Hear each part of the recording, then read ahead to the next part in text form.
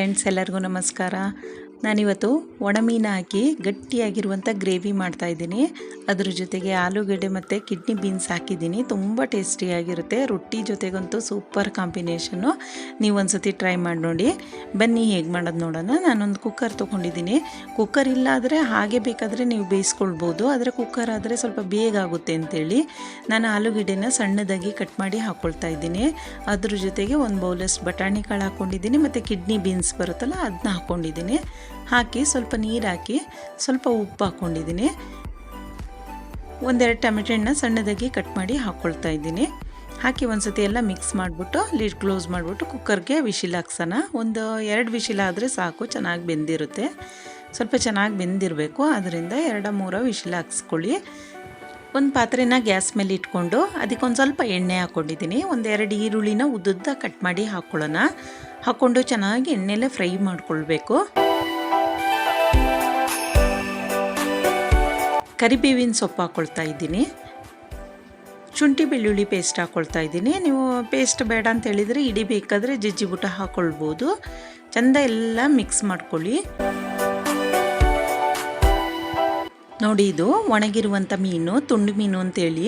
ಇದನ್ನು ಚೆಂದ ಅಂಗಡಿಯಿಂದ ತಂದು ವಾಶ್ ಮಾಡಿ ಒಣಗಿಸಿಟ್ಕೊಂಡಿರೋದು. ಸ್ವಲ್ಪ ಗಟ್ಟಿ ಇರುತ್ತೆ, ಆದ್ದರಿಂದ ಚೆಂದ ವಾಶ್ ಮಾಡಿಬಿಟ್ಟು ಒಂದು 5 ನಿಮಿಷ ನೆನೆ ಹಾಕಿದ್ದೆ. ಅದನ್ನು ಈ ಒಗ್ಗರಣೆಗೆ ಹಾಕಿ ಚೆಂದ ಮಿಕ್ಸ್ ಮಾಡ್ಕೊಳ್ಳಿ. ಎಣ್ಣೆಲೇ ಅರ್ಧ ಬೆಂದೋಗ್ಬಿಡುತ್ತೆ. 1-2 ಕುದಿ ಮಸಾಲೆ ಹಾಕಿದರೆ ಬೆಂದೇ ಹೋಗ್ಬಿಡುತ್ತೆ. ತುಂಬ ಟೇಸ್ಟಾಗಿರುತ್ತೆ. ಇದರಲ್ಲಿ ಮುಳ್ಳೇನು ಇರೋದಿಲ್ಲ, ತುಂಡಾಗಿ ಮರಿ ಮಾಂಸನೇ ಇರ್ತದೆ ಈ ಮೀನಲ್ಲಿ. ನೋಡಿ, ಈಗ 2 ವಿಶಿಲ್ ಹಾಕಿ ಚೆಂದ ಬೆಂದಿದೆ. ಆಲೂಗಡ್ಡೆ ಎಲ್ಲ ಸ್ಮ್ಯಾಶ್ ಆಗಿದೆ. ಅದನ್ನು ಈ ಒಗ್ಗರಣೆಗೆ ಹಾಕ್ಕೊಳ್ಳೋಣ. ಹಾಕಿ ಚೆಂದ ಒಂದು ಸತಿ ಮಿಕ್ಸ್ ಮಾಡ್ಕೊಳ್ಳೋಣ. ಅರಿಶಿನ ಪುಡಿ ಹಾಕ್ಕೊಳ್ತಾ ಇದ್ದೀನಿ ಸ್ವಲ್ಪ. ನಾನು ಬೇಯೋತಿಗೆ ಹಾಕಿಲ್ಲ, ಈಗ ಹಾಕ್ಕೊಳ್ತಾ ಇದ್ದೀನಿ. 1 ಸ್ಪೂನಷ್ಟು ಖಾರ ಪುಡಿ ಹಾಕ್ಕೊಳ್ಳೋಣ. ಚಿಲ್ಲಿ ಪೌಡ್ರ್ ಹಾಕ್ಬಿಟ್ಟು ಚೆನ್ನಾಗಿ ಮಿಕ್ಸ್ ಮಾಡ್ಕೊಳ್ಳಿ.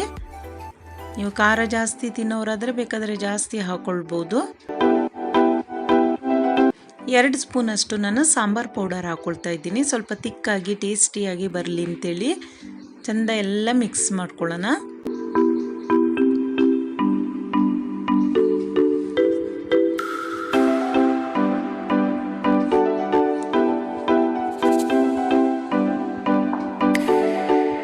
ಇದು ಜೀರಾ ಪೌಡರು, 1 ಸ್ಪೂನಷ್ಟು ಜೀರಾ ಪೌಡರ್ ಹಾಕ್ಕೊಂಡಿದ್ದೀನಿ. ಹಾಕಿ ಎಲ್ಲ ಚೆನ್ನಾಗಿ ಒಂದು ಸತಿ ಮಿಕ್ಸ್ ಮಾಡಿಕೊಂಡು ಜೋರು ಕುದಿಲೇ ಬೇಯಿಸ್ಕೊಳ್ಬೇಕು.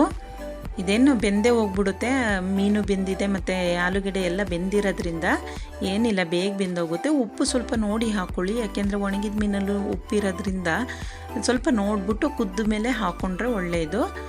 ನೋಡಿ, ಚೆನ್ನಾಗಿ ಕುದೀತಾ ಇದೆ. ಈಗ ಕೊತ್ತಂಬರಿ ಸೊಪ್ಪನ್ನ ಕಟ್ ಮಾಡಿ ಹಾಕ್ಕೊಂಡಿದ್ದೀನಿ. 5 ನಿಮಿಷಕ್ಕೆ ಆಗೋಗ್ಬಿಡುತ್ತೆ. ಹುಳಿಗೆ ಸ್ವಲ್ಪ ಹುಣಸೆ ರಸ ಹಾಕ್ಕೊಂಡಿದ್ದೀನಿ. ಹಾಕಿ ಎಲ್ಲ ಒಂದು ಸತಿ ಮಿಕ್ಸ್ ಮಾಡ್ಕೊಳ್ಳೋಣ. 1-2 ಕುದಿ ಆದರೆ ಸಾಕು, ಬೆಂದೋಗ್ಬಿಡುತ್ತೆ. ರೊಟ್ಟಿಗಂತೂ ತುಂಬ ಚೆನ್ನಾಗಾಗುತ್ತೆ. ನೀವು ಒಂದು ಸತಿ ಇದೇ ರೀತಿಯಾಗಿ ಟ್ರೈ ಮಾಡಿ ನೋಡಿ. ನೋಡಿ, ಬೆಂದಿದೆಯಾ ಅಂತ ನೋಡ್ತಾ ಇದ್ದೀನಿ. ಬೇಗ ಬೇಯುತ್ತೆ. ನೀವು ಯಾವುದು ಬೇಕಾದರೆ ಒಣಗಿದ ಮೀನನ್ನ ಹಾಕ್ಕೊಳ್ಬೋದು.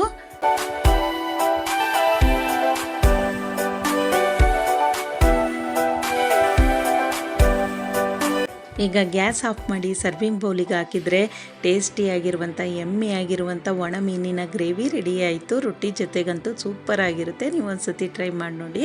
ಓಕೆ ಫ್ರೆಂಡ್ಸ್, ಈ ವಿಡಿಯೋ ಇಷ್ಟವಾದರೆ ಪ್ಲೀಸ್ ಚಾನಲನ್ನು ಸಬ್ಸ್ಕ್ರೈಬ್ ಮಾಡ್ಕೊಂಡು ನೋಡಿ. ಲೈಕ್ ಮಾಡಿ, ಶೇರ್ ಮಾಡಿ, ಕಮೆಂಟ್ ಮಾಡಿ. Bye friends.